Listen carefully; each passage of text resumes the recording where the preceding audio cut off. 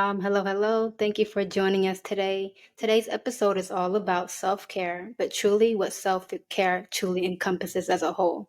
So, today we have a very special guest with us. It's Dr. Ellis, and she's here today to tell us a little bit about herself and what self care truly encompasses. So, Dr. Ellis, please tell us a little bit about yourself, your background, and what sparked your interest in the mental health field. Okay. This is me, right? Yes. Yes. We got to speak Okay. into existence, as Dr. White Existence. said. Yes. Thank you. Well, thank you for having me. I am a mental health counselor, so self-care, wellness, all of those things is something that I do talk to people about on the daily basis, but also my own wellness or my own personal wellness has been kind of taken a hit recently, so I have really been intentional about it. Writing a dissertation, working full time. It's like, oh, I- can I do this? And the answer is yes. Yes, you can. You will. You will. I You will. can. Every Yeah, time you ask yeah, yourself that question, answer Yes. yes. yourself.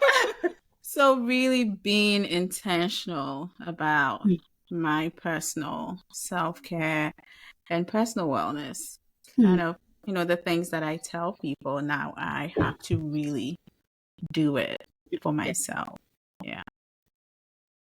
So, can you share with us your insights on why self care is important and more Mm-hmm. important than ever in today's fast paced world, particularly in relation to mental health? Mm-hmm. Yeah.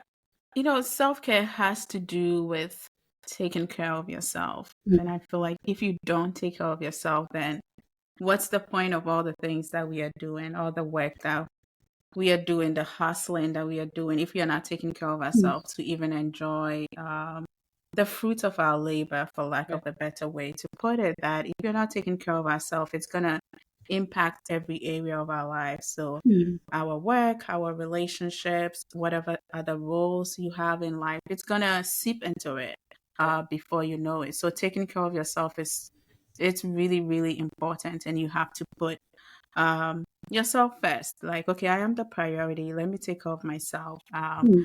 And if I show up for myself, then in a way, it's also showing up for other people. I can be my best self for other people as well. Yeah, truly. Yes. So, since we're already speaking about self care, so Mm-hmm. self care often includes the mind and the body. Mm-hmm. So, how do those two intertwine with one another? And Mm-hmm. what are some holistic approaches that you recommend? Okay. Holistic approaches to self care that you recommend? Yeah. So we cannot really separate the mind and the body. Mm. And I would even add the spirit, right? Mind, body, spirit, all of those things. We cannot really separate it. It's one. Our mind is part of our body, our biology, our hormones, all of those things impact us. And really taking a holistic approach, it will be sometimes taking a walk, Mm. Right. being in the sun. Um, I know that during the winter time and the fall time, people really struggle with their mental Yeah. health because they are not getting enough sun. So sometimes if you're feeling like, okay, I'm feeling a little bit down today, Mm. we call it like behavior activation by just taking a walk in the sun. Another holistic way, watching funny videos. We may not think of that as holistic, but just seeing somebody's facial expression, laughing, we Mm. can mirror that. And before you find yourself, you're laughing, and you're like, oh, why am I even laughing? But you're seeing another person laugh, and that could evoke that for you.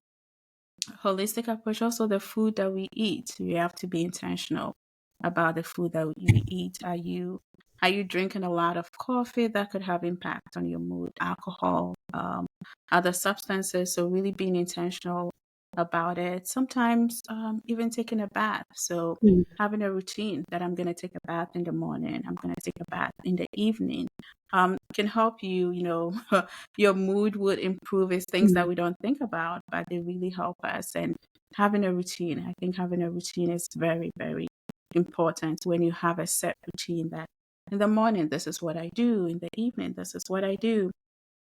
I know you will deal with skincare and stuff like that. That Mhm. also helps us, taking Right. care of your skin. Just the process of you touching yourself, because some of us live alone, and so it's not Mhm. often that we even get a hug from another person or somebody will Mhm. shake our hand.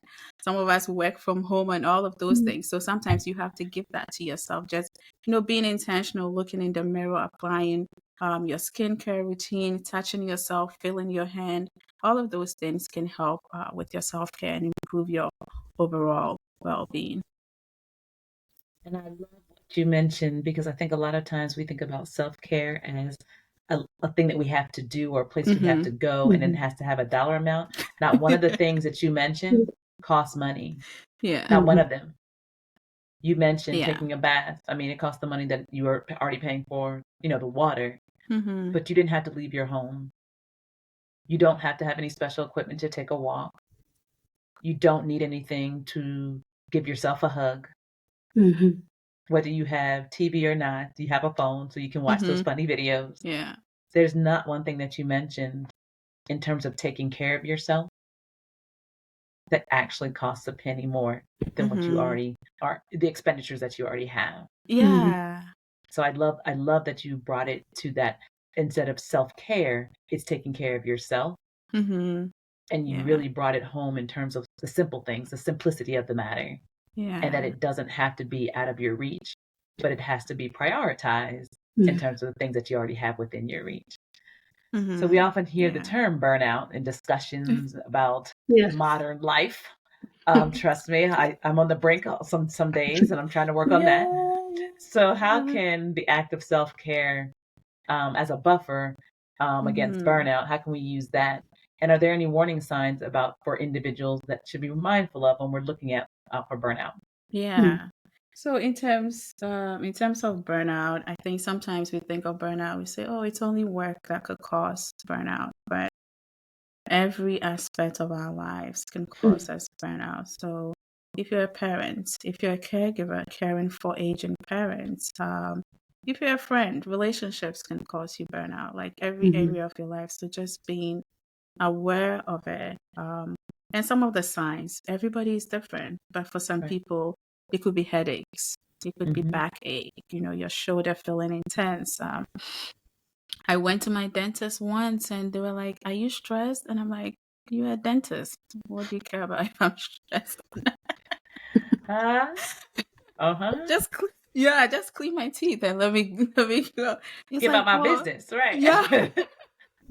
And they're like, your jaw, it Mm-hmm. seems like you're grinding your teeth. I'm like, oh, and they're like, you seem really stressed. And I'm looking at them like, oh, okay, you're a Mm. dentist, but okay, so now you're telling me the signs. So sometimes, feeling that intensity in your jaw and lack of motivation, or the things that used to make you happy no longer make you happy or no longer Mhm. fulfill you. Right. Um, and for a role such as being a parent, you cannot take a break. You could feel that burnout, but you have another human being that depends on you, that you have to be on the go 24 hours. By just feeling irritable, Mm-hmm. the smallest thing will make you irritable, and you just yell at people, or you just angry at people. And sometimes you could just even ask yourself, why is this going on, or all of that. And those could be some of those signs of burnout, that, okay, let me take a break, or okay, let me do something about it. Oftentimes we wait until things get to that point, and I am included. I feel like you were talking about on the brink. I am every day, I'm like, okay, I need to get through what I'm doing for the next 6 months. And then after that, I can really crash and then fall apart. But now I cannot fall apart. But I could feel it in me that Mhm. I'm getting to that point. And a lot of us wait until that point, because sometimes we feel like, to be able to take care of yourself, again, to what you're saying, we have to have a dollar amount assigned Mm-hmm. to it, or it has to be a big vacation. I have to be Right. on some island. And All then, right. While those things are good, let's just not yeah, let's not yeah, let's not ignore those things. But that is yeah, not the only definition. yeah, It's the only yeah, definition, right? yeah. So sometimes, acknowledging those signs. And if you work in a place that you get personal time off, just, scheduling that time, like, okay, every month I'm going to take 1 day off, or Mm-hmm. every quarter I'm going to take a day off. If you feel like you cannot take a full vacation, but just taking that day off. Right. Your sleep, that I'm going to make sure I'm getting enough hours of sleep.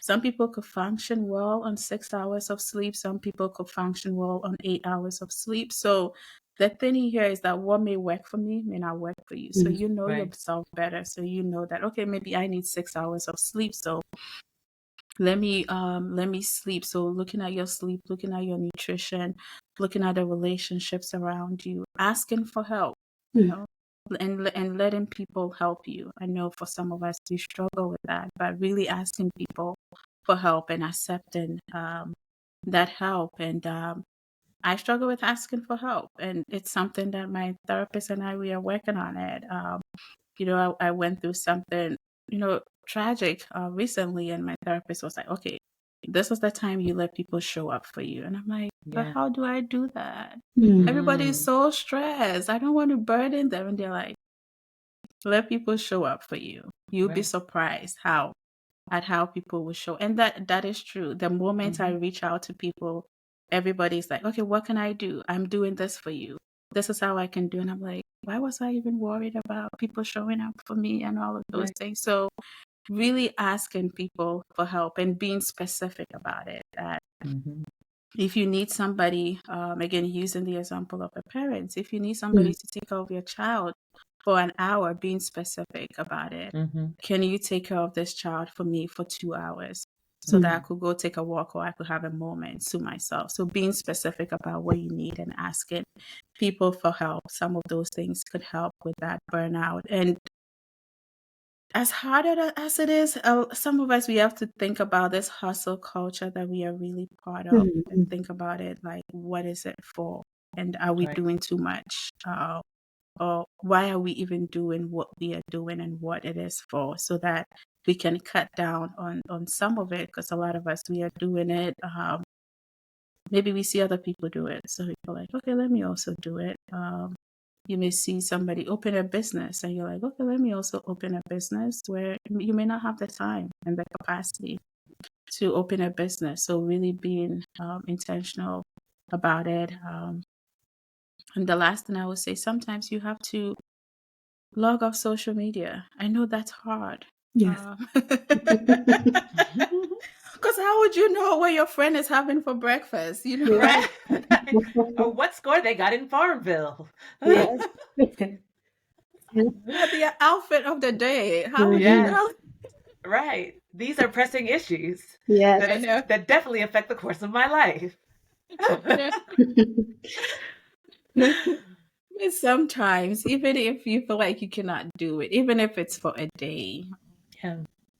just noticing the amount of time that you spend on it and saying, okay, I'm going to cut it down by 30 minutes. I'm going to try a day off. Just being off social media can also help you take care of yourself. It can also help you focus on your life as well. Often I tell people, there is life outside of social media. We used to have lives before social media happened, and then Right. now it has happened, and that's all what we are thinking about. But really talking to people about, okay, you need to take a break and all of Right. that as well. So that's also important. Yeah. Thank you. Thank you. You touched on all bases. Dr. Alice, I really like that you emphasized on the importance of asking for help in times of need, because in current society, I know that we live in a time where, at times it can be difficult to ask for help because we all want to appear strong, and we all Yeah. want to take on the world by ourselves. But it's very important to ask for help, because asking for help is a sign of strength in itself. So I do like Yeah. that you touch bases on that. Yeah. So as far as self-care, at times it can be misunderstood as a selfish act, when it's not at all a selfish act. It's an act Yeah. of giving back. So in certain cultures, it is looked at as an act of being selfish, and being productive is more important within those cultures. How can we shift that perspective and put an importance on self-care without having that guilt associated with it. Mm-hmm. Yeah, it's real, and as you talk about certain cultures, also people with certain identities as well. If you're a woman or raised or socialized as a woman, oftentimes there is that guilt that comes in that you take care of everybody and you are the last person. So oftentimes what I tell people is trying to find the balance between what is called self-care and community care as well. So caring for yourself and also caring for the people in your community, and those things go hand in hand. That as people, we are social beings, and I think we hear this a lot. We are independent and as well interdependent, as well as we talked about asking people for help. So we've been Right. framing as that if somebody asks me for help, I want to give them my best self. And also I want to give a help in a way that I'm not going to be resentful, in a Right. way that I'm not going to be bitter about the help that I'm giving that person. So if somebody is asking me for help, I don't have to do it out of that guilt. And oftentimes when we do things out of that guilt, often we don't do it very well. Oftentimes we forget about it and all of those things. And so it's not really about being selfish, but it's also about being accountable to other people when you think about it in terms of community care, that we are people, we need one another. I'm going to ask you for help someday. You're going to ask me for help, all of those things. And I want to be my best self. And also, if you ask me for help and I cannot give you that help, and I say, oh no, I cannot help you, the hope is that you're not going to be angry with me, or your relationship with me isn't going to be dependent on only the help that I can provide for Right. you, that our relationship is going to be more than that. That when I tell you, oh, I cannot do this, you know that I mean it, and I Yeah. still care about you as a person. And also some of us, we take it to work where we say yes to everything. Oftentimes people would joke that the reward for hard work is more work. Where Yes. yes. And find a busy person and they'll get the job done. I know. That person already has 60 million things on their plate. I Ask them know. to do one more thing and they'll find And a they'll way. They say, will find a way. yeah, they'll find a way. And people will come to you because they know that this person will find a way to do it. And so they will squeeze that out of you instead of learning to say no. And in the beginning, it's not going to feel good. In the beginning, you're going to feel like, oh, I'm letting people down. I'm letting my team down and all of those things. But at the same time, it frees you up to do your job.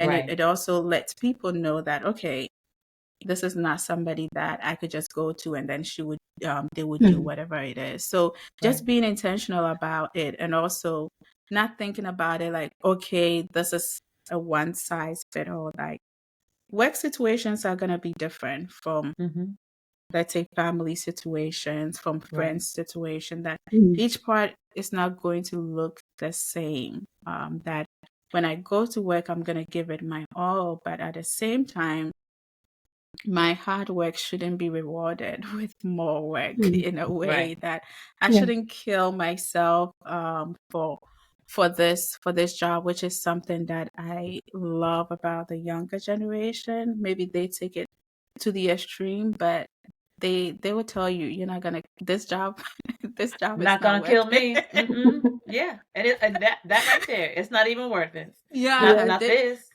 Yeah. they would just tell you, and before you know, they've just left your job for you to do it. And it's great about them. And sometimes I think people, older generation, we get upset at them, like, okay, why aren't you working? And they're like, They're not working because they see what it has done to our generation. I know. They're bearing witness to the aftermath, and they don't want to live like that. No. And I'm like, take a page out of their book.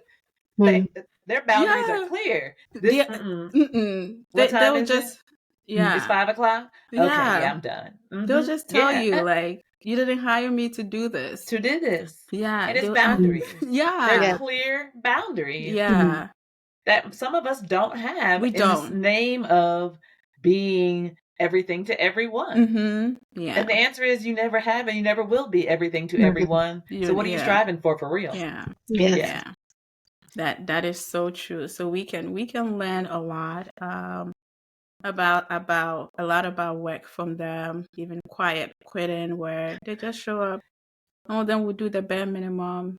They don't even we care so much about work that it's like what is it for, Yeah. And a lot of us, we are burned out. We are having not only mental health issues but also physical health issues as well. Yeah. So many things that we are dealing with because of taking on too much, saying yes to everything. That I think part of it is some of us need to say no, and to be comfortable with feeling guilty at first. That we are gonna, if you're doing something that is unfamiliar or you haven't done before, it's not gonna feel good the first time you do it. You have to get used to it. So train yourself to get used to it at some point. Yeah. Yeah.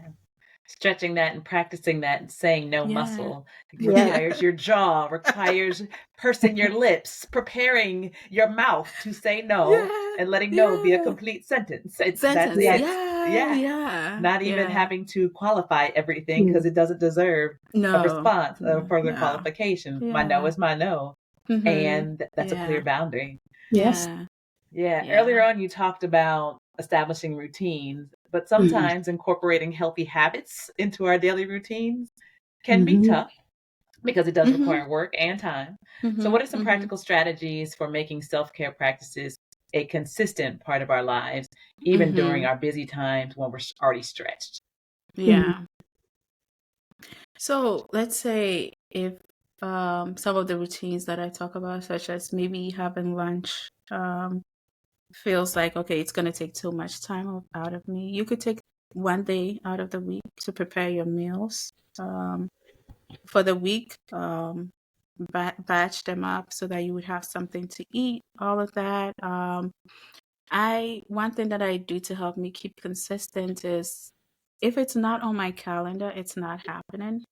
So everything is on my calendar and also where I'm supposed to be. Before I used to be like, oh, I'll remember it. But now I'm like, I won't remember it. So just put it in my calendar. Tell me where I'm supposed to be and I will show up. And it's the same thing with my morning routine that, okay, I need to go to bed at this time in order to get this amount of sleep. And I think something that maybe I haven't mentioned, that all these things that we are talking about, they seem great as we are talking about it, right? But putting it in practice, it requires discipline. And sometimes you're going to have to do things that you are like, I don't want to do, right? Being kind of the adult of your life and saying that in order for me to get, let's say, 6 hours of sleep, I need to go to bed by 8 p.m. And so by 7, I should be preparing for bed.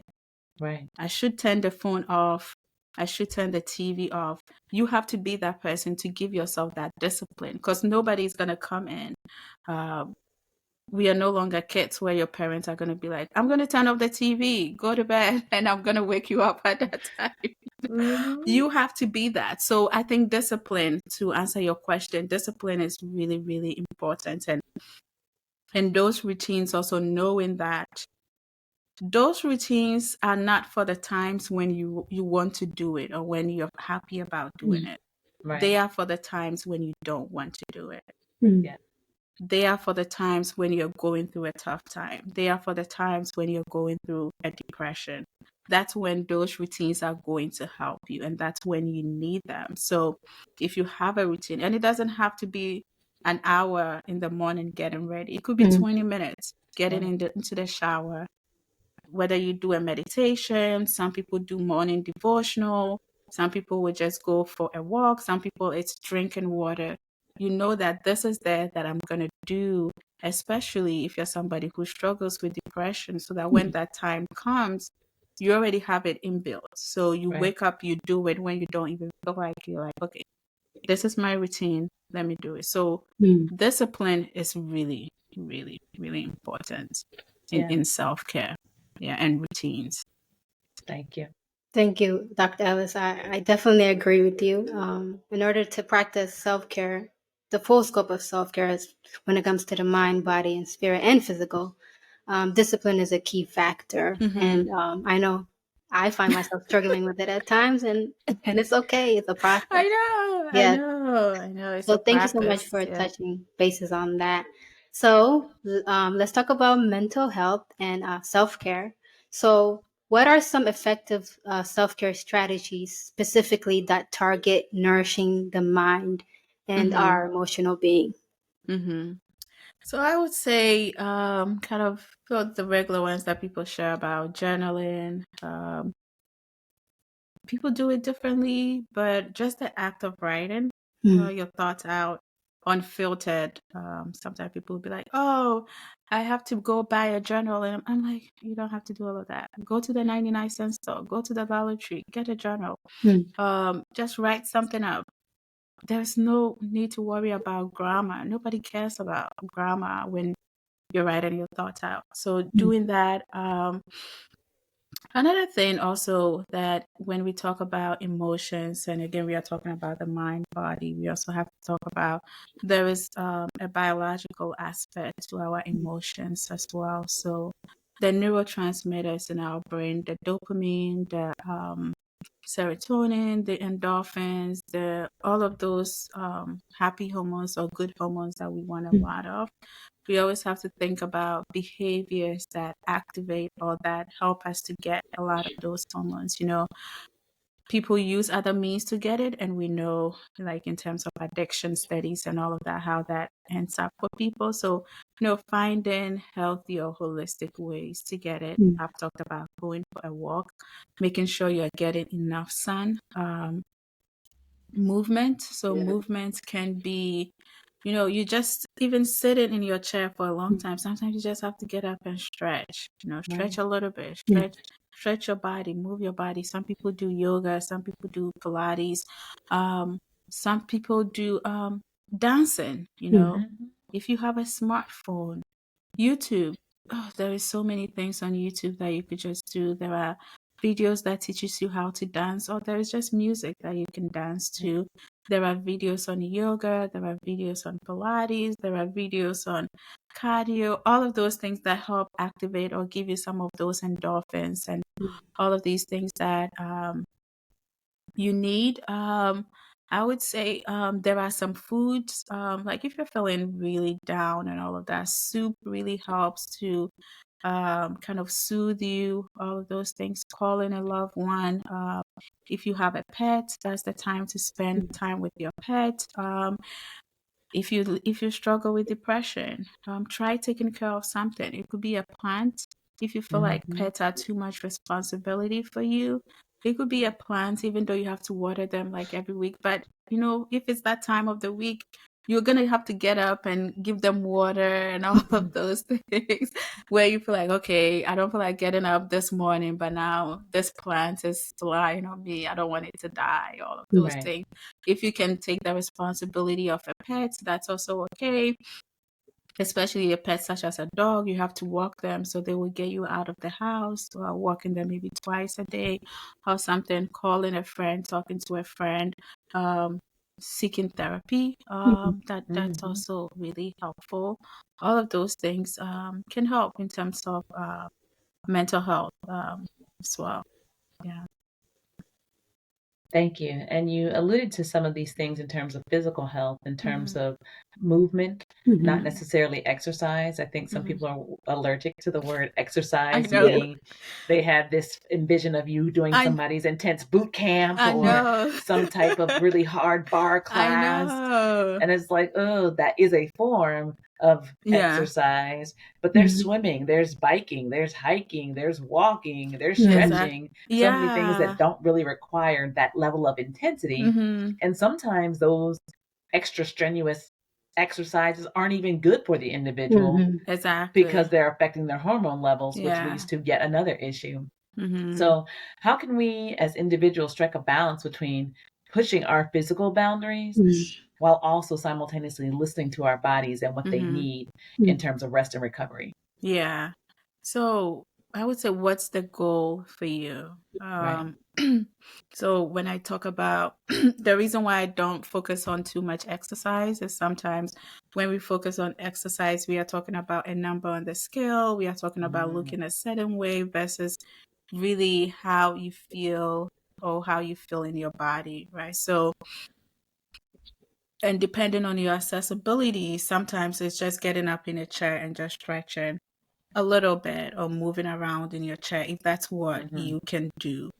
And sometimes you could start like, let's say 5 minutes. Maybe when you're starting, you have capacity for 5 minutes. And then if you've done 5 minutes for like a month, then you could push yourself a little bit like, okay, let me add 5 minutes to it. So to help you not to push yourself to this big a point where you're too exhausted, you build up the muscle to that. Sometimes in people who exercise, somebody may have never lifted weights before, and they'll be like, I'm going to the gym and lift 100-pound weight. And I'm like, how are you gonna do that? You've never lifted weights before. Somebody would say, oh, I'm gonna run for 30 minutes. And I'm like, have you run before? Yes. Have you done this before? Yes. You should see her face, y'all. She is like, "Are you sure you know what you're doing? Oh, Do you know what that entails for you that have been sedentary for Yes. years? Maybe we need to, literally crawl before you walk and walk before you run." Exactly. So building it up to that, because Yes. again, in the age of social media, we see people do things and we are like, I have to do this, or my Right. body could do this, when your body may not be able to do this. So Right. is it, if you want to run, Mm. you start with walking for 5 minutes. Mm-hmm. Then you build yourself up to that. And also Right. you checking in with your body. Okay, does this hurt? Does this feel uncomfortable? Or can I challenge myself more for that? And usually when I tell you, what I tell people is also, before you start some of those things, just checking in with your primary care physician or your doctor. Again, when we talk about the mind and the body, sometimes there are things that are also going on that's impacting our mental health. So our thyroid could be impacting it. Diabetes, there is a relationship between diabetes and depression. So kind of your insulin levels, going for like a physical health to rule out some of these things, like, okay, let me make sure things are okay, physical health wise. Also, let me make sure that whatever that I'm trying to do, I can also do it. Because again, all of these things overlap and depend on each other. So there is no difference between physical health and there is no difference between mental health, that sometimes you have to really, do some blood work. Recently I was talking to my doctor and was like, oh, before we do anything, let's do some blood work. And I was like, oh, I'm just feeling down. I know I'm writing a dissertation. And they're like, let's just make sure everything is okay.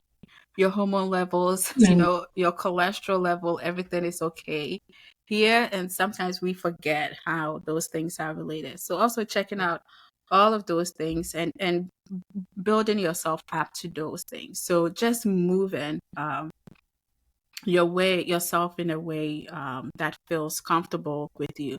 Sometimes that movement is even cooking, just being in the kitchen, moving around a little bit, walking here a little bit, all of those things could help. And so focusing on the goal. The goal here is not to get to a certain weight or a certain body size, but the goal is overall well-being and trying to activate some of those hormones and some of those neurotransmitters that make us feel good or impact our mental health. Thank you so much, Dr. Alice. So as we know, self-care, it includes their spiritual well-being as well. And that has a different meaning for all of us. So how can someone explore their own self-care practices regardless of their personal belief? So that would mean that your personal belief, or if you have a religion or all of those things, is the avenue that you use, right? And I always encourage people, especially when it comes to, let's say, I'm very intentional about this, organized religion. Mm. Whatever your religion is or whoever you worship, make sure there is no middle man in your religion or in your spirituality, that there is a middle person that I have to get to before I get to God, or before I get to Allah. I have to go through, there is a middleman who will read the holy text and explaining to me. Make it a personal relationship. Make it personal for you, that I don't need a middleman to go to God. I could just go straight away. Because sometimes when we have those middlemen, that could create problems. So you really interrogating what that spirituality means for you. And it means different things for different people. And when you look at the research on spirituality, it talks about the dimensions of spirituality, the part of life that we don't know about, and the part of life that we don't understand, that has even been proven by science, that there is some aspect of life that is a mystery to all of us. And for some people, spirituality is how they find some of those answers. So really, and then looking at those practices, for some people, it's being in nature. That's how they connect with their spiritual self. For some people, it's giving back to their community. That's how they connect with their spiritual self. For some people, it's spending the beginning of each day in prayer, or spending the beginning of each day in meditation, or just being in quiet, and all of those things. So again, it looks different for each person, but I always encourage people to make it personal. It's a personal relationship, so it shouldn't depend on anybody. It shouldn't be, oh, this person is doing this, so let me also go and do this, or let me pay this person for them to do this for me, or this is how this person explained this, so I'm gonna take it like that. But it's a personal thing that, and it doesn't have to make sense to everyone. As long as it makes sense to you, that is fine. And so it can be a means where you take care of your mental health, where maybe there are aspects of your life that, how people have explaining, that it feels good to know that the things that I don't have control, I could give it to an entity and know that I don't have control over this, and they would take care of that. Now, whether that they take care of that or not, it's not ours to say, oh, this person is not going to take care of this for you. But for people, it gives them that relief that, okay, I could give this to this person. They would answer this. They would take care of me. So I don't have to be anxious. I don't have to be stressed about it and all of that. So in terms of spirituality, also, being spiritual doesn't negate seeing a therapist or doing all of these things that we are talking about.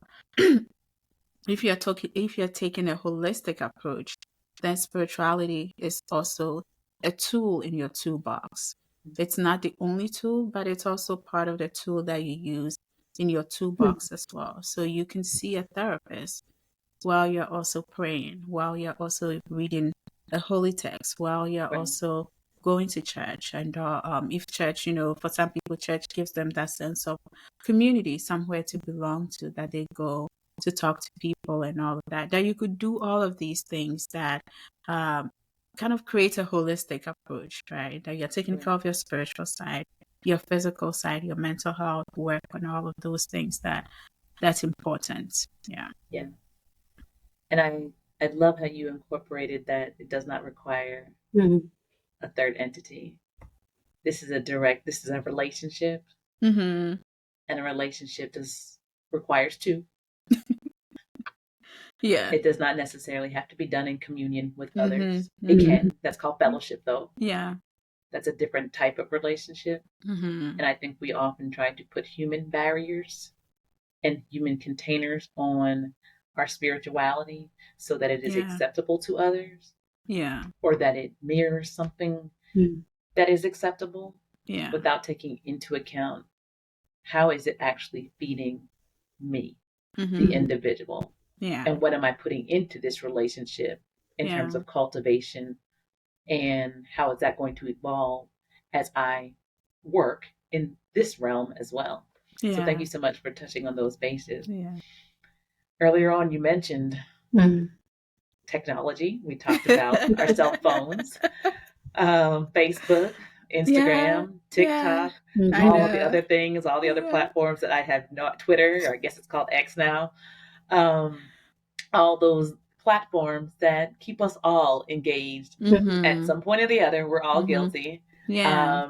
Going down rabbit holes, clicking on Yes. things, and it's like, Yeah. wait a minute, this was supposed to be a quick stop, and now it's been 45 minutes later, and how did I get here? Yeah. So definitely can be a blessing and have its benefits, but it also can be a curse in terms of time wasting. Yeah. Definitely blurring the lines between personal and professional time, also between different relationships that have been compromised by our use of technology. So how can we as individuals establish healthy boundaries using our self-care techniques, but balancing them against and with this hyper-connected age? Yeah. And, in addition to the time wasting that you've mentioned, the other thing is also the tendency to compare our life to other people when we have no context. Yes. Except for that snapshot that has been filtered, has been cultivated, curated, spliced in all the ways that it's not even the real image anymore. So the tendency to compare our work, our abilities, our skills, our relationships, our looks, our healing journey, our self-care practices, like all of these things that, this person wakes up at 5 a.m. and they go for an hour run. What am I doing with my life? And then when maybe this person is a runner that they've been running for some time now, or whatever it is, you don't know their life. You don't know their life, and they don't know yours. Right. Just took a picture, and that blurring that lines where we feel like we know people so much. We're like, oh, I know this person, they would never do this, and I'm like, based on what? Like, you've seen 6 videos of them that were clearly staged. Yes. Yeah. And all of a sudden you're like, I know them. And so again, that discipline comes in for us, that you being aware and you being in tune with yourself, that how does social media make me feel about myself, about where I am in life and all of that thing. And it may surprise people, but there are people who don't have social media and they are living a fruitful, happy life. Potentially better than those of us who do. Yes. Because they're not caught up in the fray and the foolishness and sometimes the absolute garbage that is social media. Yeah. And so that discipline and knowing that you can take a break and you would not miss anything. The life is still going to go on. The earth is still going to rotate on its axis. It actually would be more peaceful. Right. Yeah. All of those things. Yeah. And so just knowing that this is not the whole picture, and it's so difficult for some people when you post a picture and let's say you get 1 like, and then all of a sudden your self-esteem, your self-confidence is like, nobody likes me. But then I'm like, in real life, you have people that love you. And they are home. And they are maybe sitting right across the table from you, but you are like on You're this too busy things. on your phone. Yeah. Right. And so knowing that you can take a break. And you will be fine. The world isn't going to end when you take a break from social media. Right. You're not going to miss anything. Let's say if there is an emergency that happens, there will be a way for you to know there is an emergency that is happening, that maybe you need to evacuate Earth and go wherever. Right. Yes. And I have a feeling if there was an emergency, you're not going to get a notification via TikTok. Yes. So someone who knows you might actually pick up the phone and call you. Exactly. and let you know where to be in your Yes. local town. Right. Right. Yeah. So you will not miss anything on the Mm, news. Because No. all of these things, we are also overloading our senses as Hmm. well. That we are getting all this information. We don't even have time to process them. So you can take a break.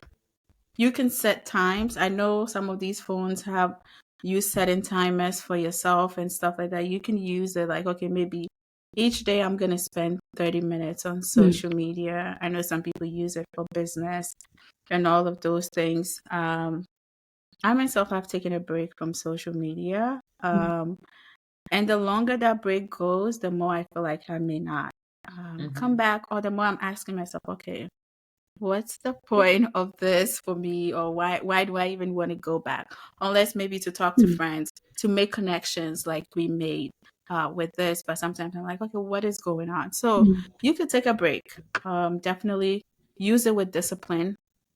Social media is a tool, so it's here to serve you and not the other way around. Right. So use it as a tool. You have control over it. Don't let social media control you as well. Yeah. Before you go to bed, at least 30 minutes before you go to bed, do not log on onto social media, because that's when we get wrapped up into some of these things, and then we go into a rabbit hole, and before you know, 3 hours, you are following some news that has nothing to do with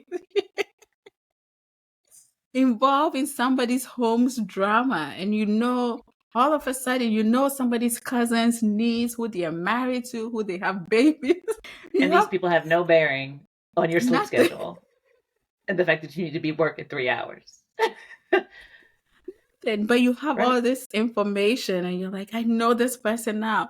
So before I suggest, 30 minutes before you go to bed, just, unplugging from all social media, sometimes unplugging from even TV, just spending time with yourself, if it's a journal, all of those things. But let social media work for you, Right. not the other way around. Let it be a tool for you. This one for kids, if you have kids, please don't let them get on social media until about 16. Some people are saying 18 before Mm. they get on there.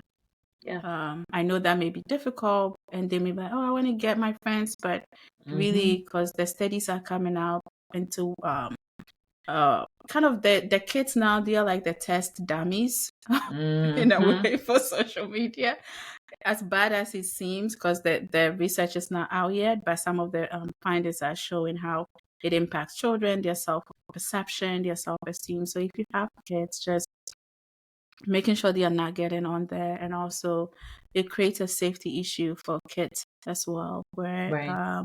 people have, as much as there are great people out there in the world, there are also bad people out there in the world as well who prey on children. So making sure to keep children safe and mm. all of those things as well. So that's what I would say about Yeah. that.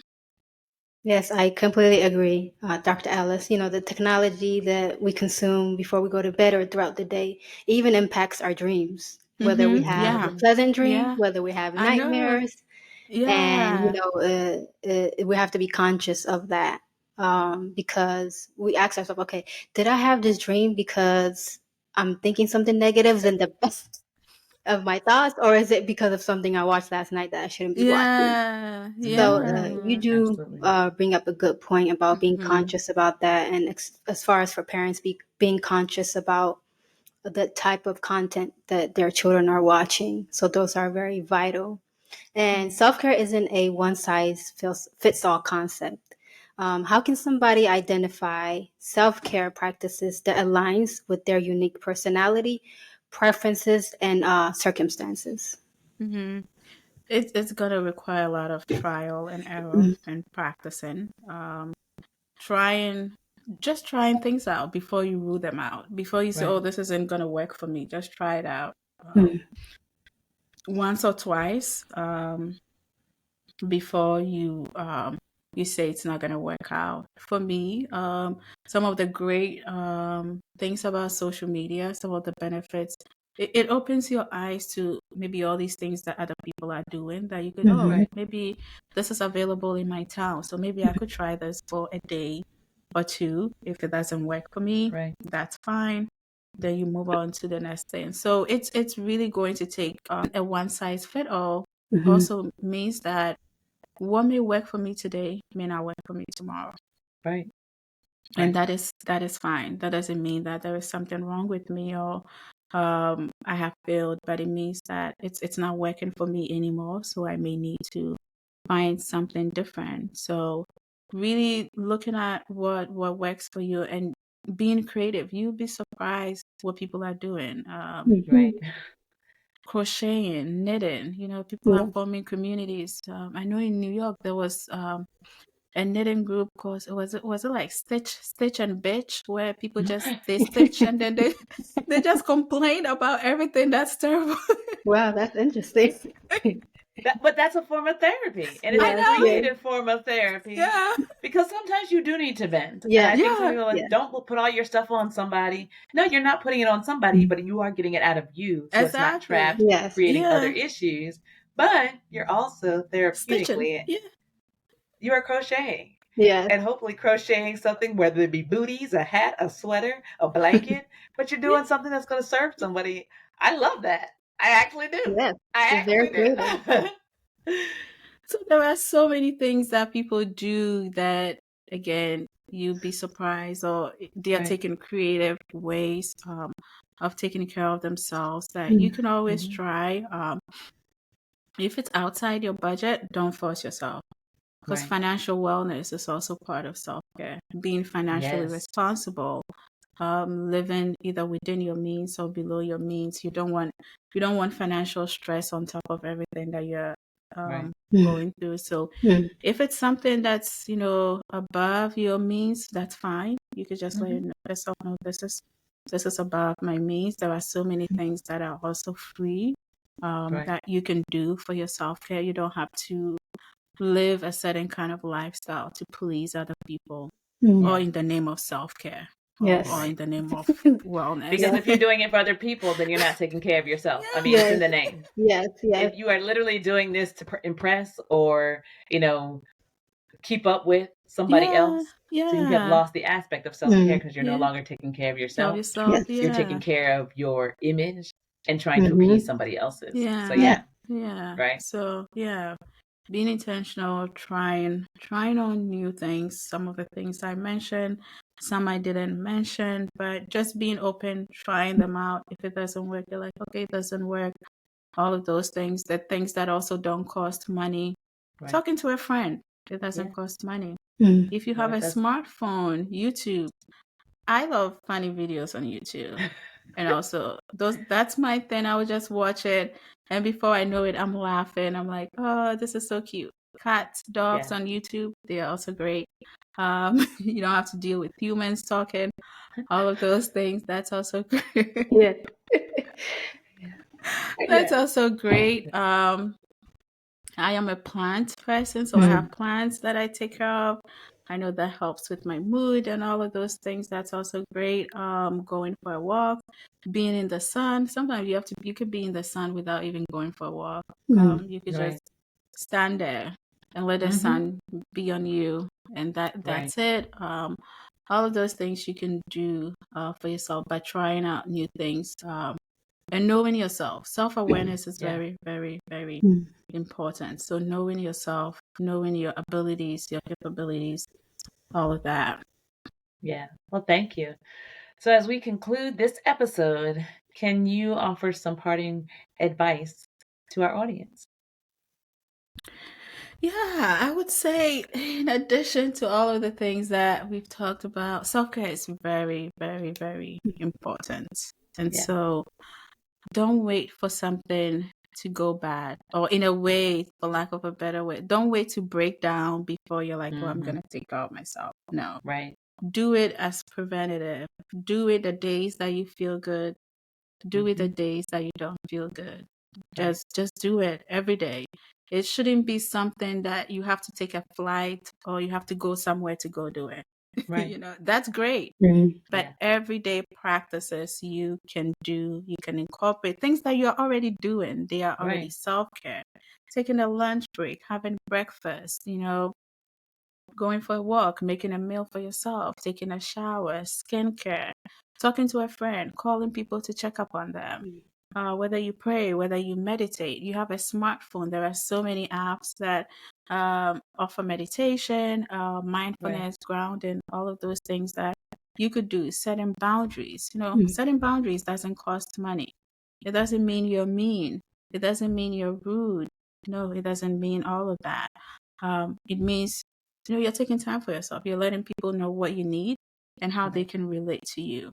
All of those things that you can do for yourself. So please, you are important. And know that you are worthy also of taking care of yourself. And if there is ever an aspect of yourself where you feel like, oh, I'm not worthy of taking care of myself, then see a therapist or whatever it is. See a therapist, work on your self-confidence so that you could be able to take care of yourself and enjoy all the hard work that you're working so hard. Enjoy it.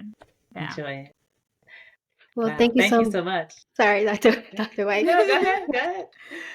But thank you so much, Dr. Ellis, for joining us today. It was a pleasure Thank you speaking for with having you, me. learning a little bit about you, and we're happy that we discussed self-care, but truly what encompasses outside of appearances. So thank you so much. But before we leave, do you want to let our listeners know how they can connect with you? You could find me on all social media. Alice Mills Mai. Every once in a while, I log in, so that's fine. Okay. Alice Mills Mai. You can find me on www.centeredwholeness.com. AliceMillsMai.com. That's also fine. Those are the places you could find me. Yeah. Okay. So that's it. Yeah. Well, thank you so much. It was a pleasure having you here with us. Until next Thank you. time, everyone, have a pleasant day.